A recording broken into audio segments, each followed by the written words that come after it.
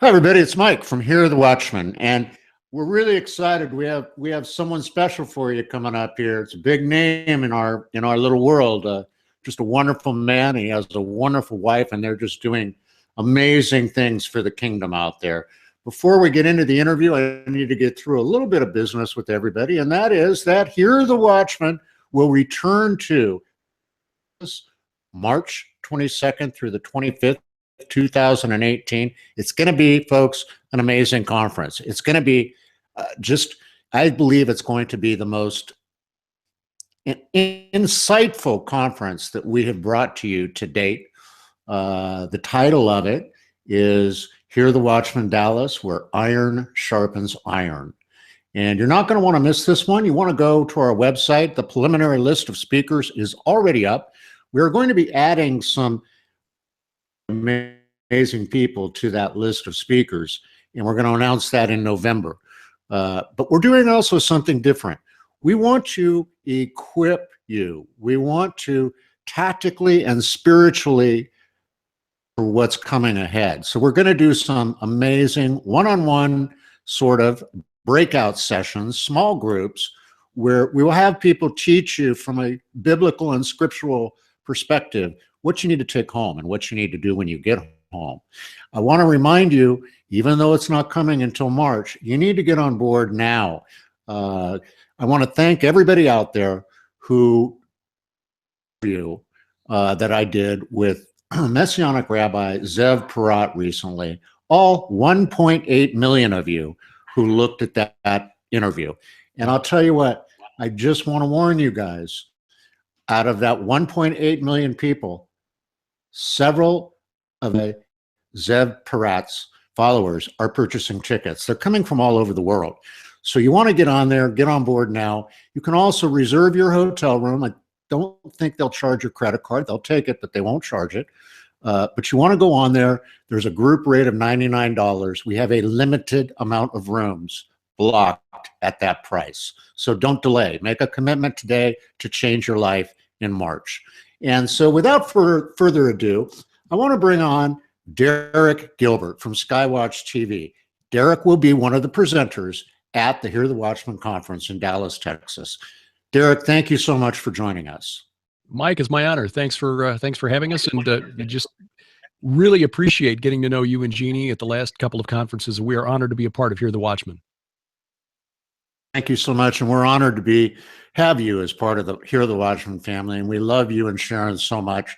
We're just really excited, and we're really excited that we're going to see you next week in Norman, Oklahoma at the Blessed Hope Conference, which is really something that's going to be amazing. And, you know, folks, I want you to get this book.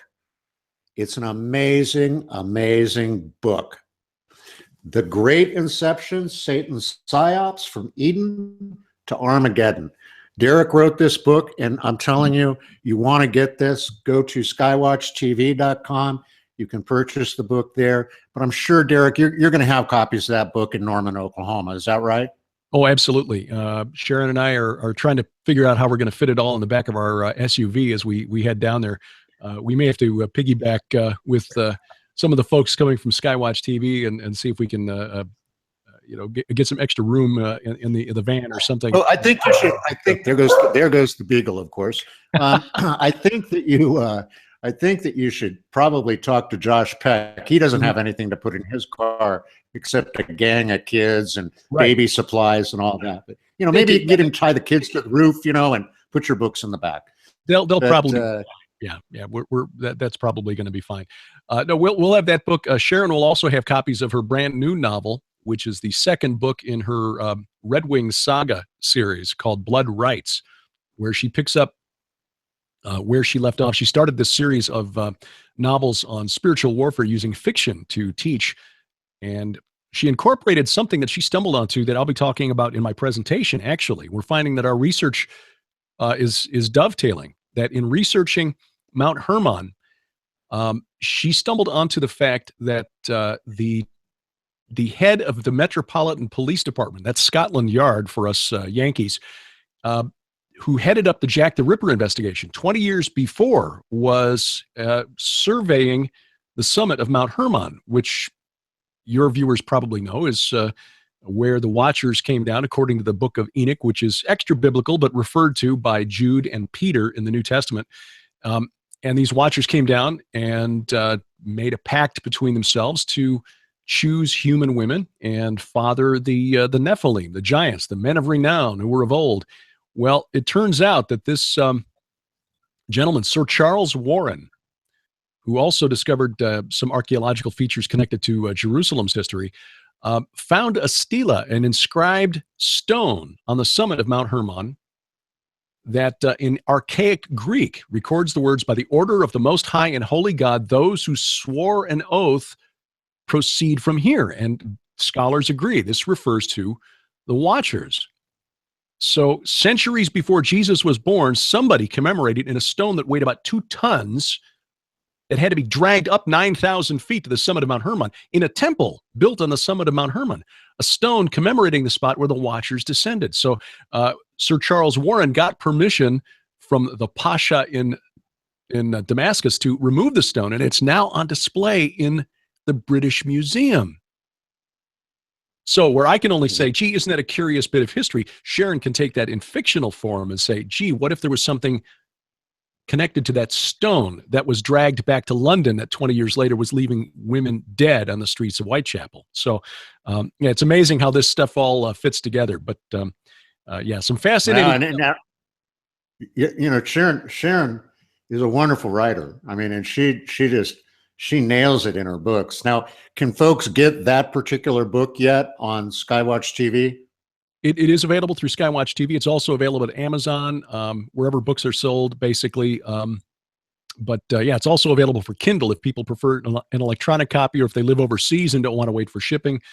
So yeah, that is part of our new venture, which is publishing fiction, mainly hers, because she's the real fiction writer. I've written a couple of novels, and we may eventually put those out under our own banner, because they when we published them the first time, they sold literally ones of copies.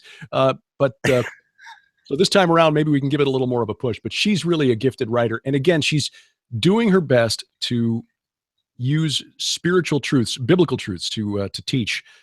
And again, it's just real curious how that research is dovetailing what I'm finding and what I'm going to bring to Oklahoma City, or, well, Norman, Oklahoma, which is just outside OKC, on this a week, almost a week from today, actually. Yeah. Well, let's talk about your presentation in Norman, Oklahoma, at the Blessed Hope Conference. Now, I love your title. I think it's just one part of what you're going to do, and you can say the whole title, but it's The Last Clash of the Titans. Mm-hmm. Tell us the whole title, and tell us give us a hint of what you're going to bring. Well, the full title of the presentation, Last Clash of the Titans, Mystery Babylon, and the Return of the Old Gods. One of the things I discovered while researching the Great Inception was that there's a particular group of people that people who've read the Bible have heard about, but we probably have not heard their whole backstory. And these are the Amma Rights. The Amma Rights were one of the groups of people that Joshua and the Israelites had to push out of the land in order to set up the new, the new homeland for the Israelites, God's chosen people. The Amma Rights first appeared in history about 2500 BC, roughly halfway between the Tower of Babel and Abram being called from Haran by God to come to Canaan. So about halfway in between there, this group of people shows up. And what I found is that the gods that they worshipped were referenced in the Bible, but referenced in ways that we've not been taught. For example, the Red Sea crossing was actually a supernatural conflict between Yahweh, the God of the Bible, and the God that we know as Baal, the storm god of the Canaanites and the Amorites, who was the king of their pantheon. Now, that seems weird because the Israelites were in Egypt, but if you know your history, you know there was a period in history where the Egyptians didn't control northern Egypt. It was under the control of these Amorites who worshipped Baal. So I explain that in the book, why that's significant. The moon god was the chief god of the founders of the city of Babylon. And I talked about that in depth at the Hear the Watchmen conference in Boise, why the moon god and his children are so significant in history. But one of the things that really blew my mind in researching Amorites is that scholars have known for about 40 years that the Amorites were performing these necromancy rituals, these summonings of the spirits of the dead. And I didn't go looking for this. I just stumbled across this, that there is a tablet that was deciphered about 40 years ago that shows a ritual in which the spirits of the Rephaim were summoned, and also the spirits of something called the Council of the Datanu. And when I started, okay, well, who is this Council of the Datanu and why are they important? Turns out the Datanu was the name of a tribe of Amorites that goes back into the 3rd millennium BC. We're talking prior to 2000 BC, 2100 BC, and the kings of Babylon, the kings of the Amorite royal houses from all across the ancient Near East traced their ancestry back to these Datanu, who were so feared by the last Sumerian kings in Mesopotamia that they built a wall 175 miles long to try to keep them out of what is now southeastern Iraq, which is where and the Sumerian kings ruled. And we know this because in their inscriptions, their records, we found that they actually named this wall the Amorite wall that keeps the Datanu away. Except that it didn't keep the Datanu away. They came in and took over, and the Amorites wound up in control of everything that on a map today would include Iraq, Kuwait, Syria, Jordan, Israel, Lebanon, basically everything, including northern Egypt. So who were these Datanu? There's a scholar named Amma Rights, who is an Estonian scholar who's brilliant, traced the etymology of the word and found out that the Datanu, the name of this tribe from which all of the royal houses of the Amorites traced their ancestry, who they were summoning in these rituals, not just in Syria, but in Babylon, was the root word from which the Greeks got the name of their gods, the old gods, the Titans. Well, the Titans are the ones who were sent down to Tartarus. And when you connect that to the Bible, you find Peter says that's where the angels who sinned were sent, the ones who came down on Mount Hermon. So we've got this connection now between these Amorites, the people that the Israelites had to push out of the Holy Land, summoning in these rituals the spirits, what they thought were the spirits anyway, of the old gods, the Titans. Well, Revelation 9 tells us there's a day coming when these old gods are coming back for a little while, 5 months. And so we'll talk about that. There's also some interesting stuff I've got in another presentation that deals with Ezekiel 38 and 39 and the Gog-Magog war. Credit to Mike Heiser for putting me onto this. Ezekiel 39 says the hordes of Magog will be buried in a place called the Valley of the Travelers east of the sea. The Travelers was actually another name for the spirits of the dead that were summoned in these necromancy rituals by the Amorites. And modern archaeologists have found literally thousands of these megalithic dolmens, these burial mounds, in what is today Jordan, the Golan Heights, which is, of course, the region of Bashan and this shadow of Mount Hermon, where these spirits were apparently buried, or the bodies that produced these spirits were apparently buried. So, yeah, there's some interesting connections there, and I'll be bringing that into this presentation as well, why the Valley of the Travelers is important prophetically, and why that might have some significance regarding the return of these old gods. There's, I haven't ciphered through all of this yet, but, this stuff is just so mind-blowing that it's like, okay, I'll probably be revising these presentations up until the minute I go up in front of the microphone. Why should it be any different than Hear the Watchman? You prepare your presentations all the way. That's kind of true. Because what that does, Derek, is that allows you and the other speakers when you come up with up to the minute information for the attendees. Now when are you exactly presenting? Do you know? I do. Let me pull up the calendar here because I put it on the calendar so I wouldn't. Let's see. On Friday, I will be talking. That's Friday the 13th. I will be talking about the forthcoming book that Josh Peck and I have written called The Day the Earth Stands Still, Unmasking the Old Gods Behind ETs, UFOs, and the Official Disclosure Movement. I'll be talking about the return of the great old ones, Crowley, Chaos, and the ET Disclosure. And I might have actually titled it Crowley, Cthulhu, and the ET Disclosure, because there's some weird connections between Aleister Crowley and fiction or horror fiction author H.P. Lovecraft, who created the Cthulhu mythos. So that'll be Friday afternoon at 3:45 p.m. Central Time. Sharon will be speaking at 1:45 on Friday Central Time. Then on Saturday at 1 p.m., I will be giving my talk on Gog and Magog, the Ezekiel 38-39 war, charting the uttermost north, why Gog of Magog won't be human. And then Sharon will be talking at 7:15 that night. And then on Sunday the 15th, Sharon will be speaking at 1:45 p.m. I will be giving my talk, Last Clash of the Titans, at 4:15 Central Time on Sunday afternoon, and that'll be closing out the conference. Oh, that's fantastic. I mean, I'm looking forward to that. Now, folks, you want to go to the Blessed Hope Conference's website. Because if you can't make it there in person, I'm sure they're streaming it. They are. Is that correct, Derek? Yeah, absolutely.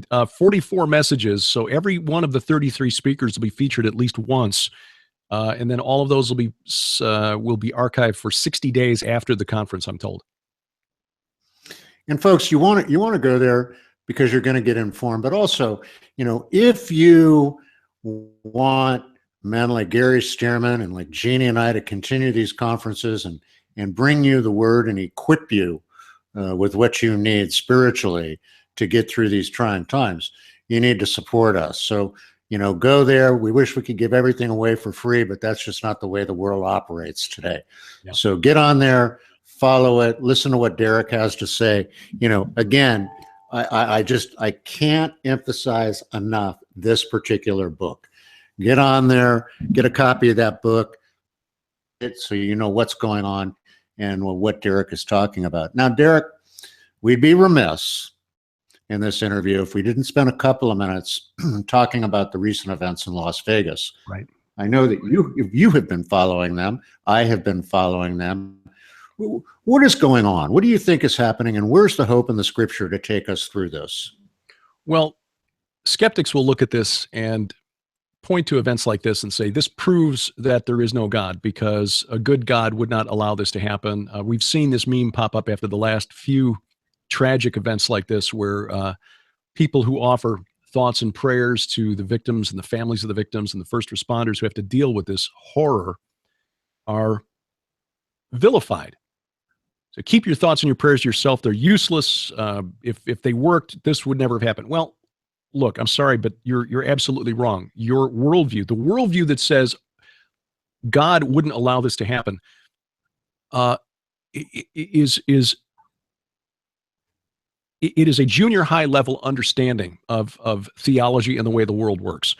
God didn't create us as automatons, only doing what was right and proper and good and loving him whether we choose to or not. He created humanity with free will. And sadly, the dark side of free will is the freedom to choose to do evil. The first couple, the first humans, Adam and Eve, chose to rebel against God when they were given free will. God knew this. He knew the end from the beginning. But there are other spiritual agents, moral agents out there who are working in the world who also have free will and who likewise have chosen to rebel against their creator. What happened Sunday night, as tragic as it was and as horrible as it was for those involved personally, proves the Christian worldview is correct and accurate. I'm sorry, but there is a good God out there.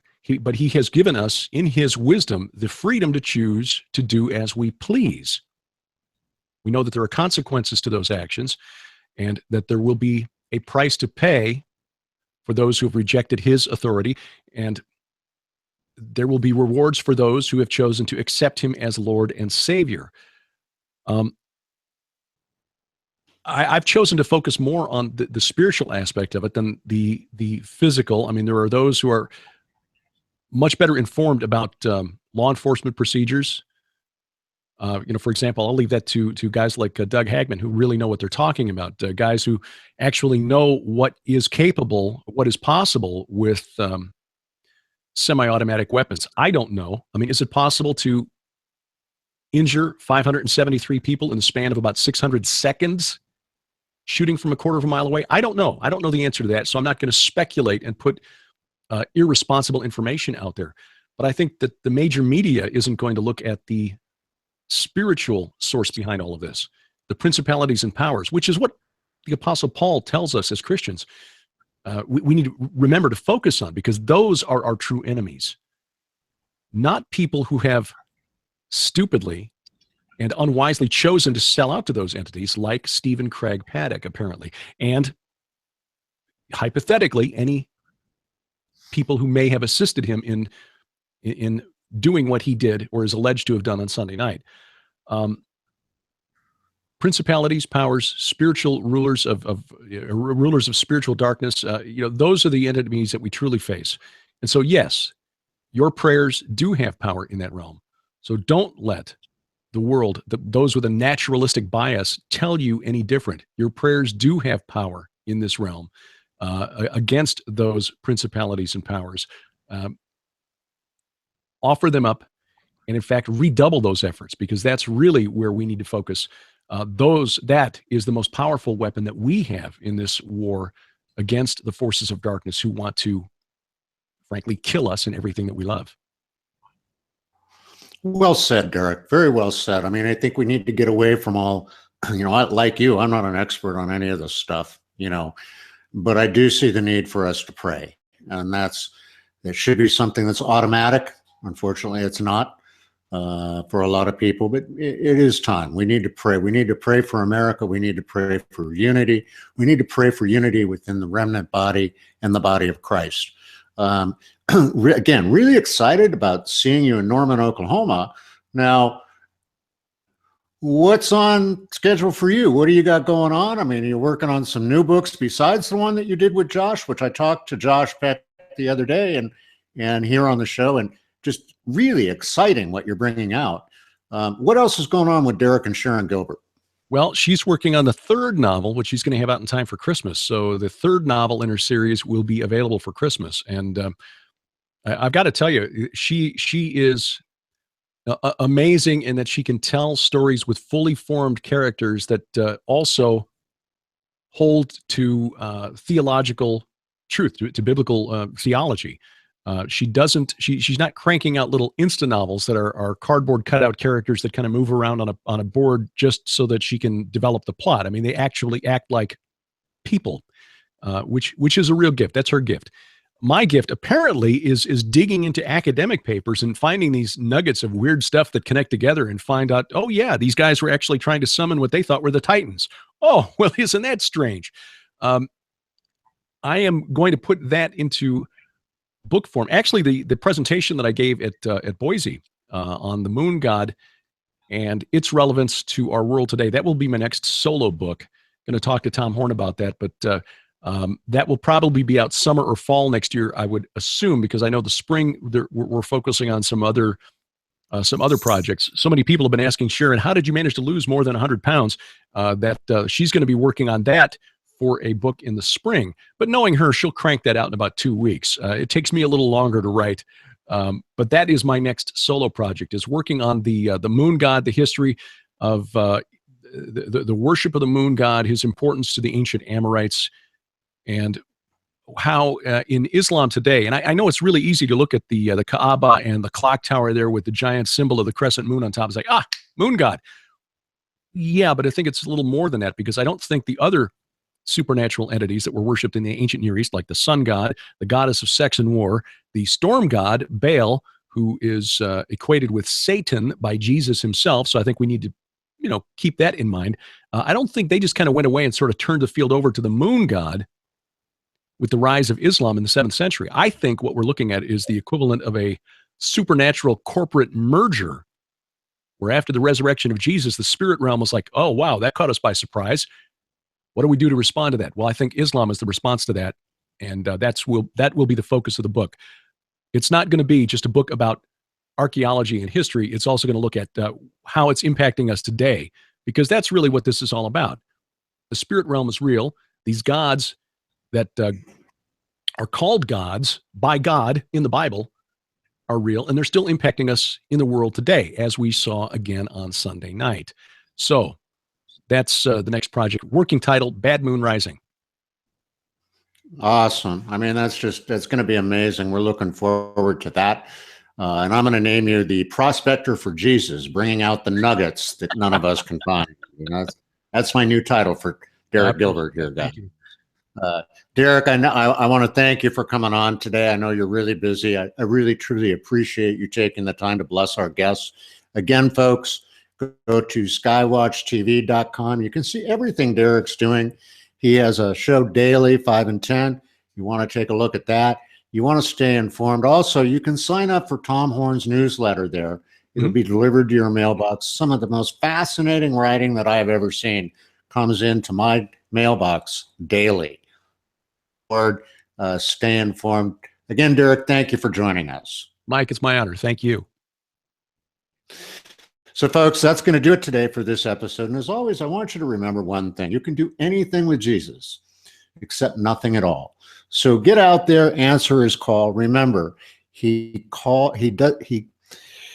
does not call the qualified. He qualifies the called. And that could be you. Get out there and get busy. God bless each and every one of you. Derek, will see you in Norman, Oklahoma next week. And everybody have a wonderful and blessed rest of the week.